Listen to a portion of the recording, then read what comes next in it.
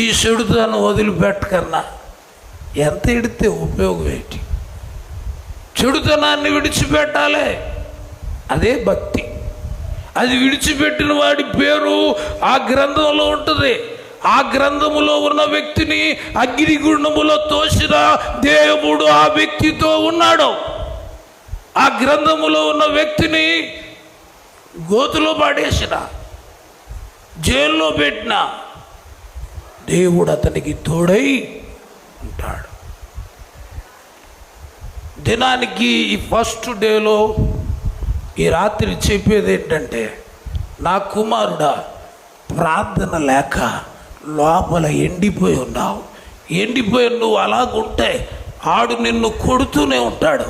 అయితే ఇప్పుడు నీవు మరలా ప్రార్థన మొదలు పెడితే లోపల శక్తి వస్తుంది. అప్పుడు నువ్వు వాడిని కొడతావు.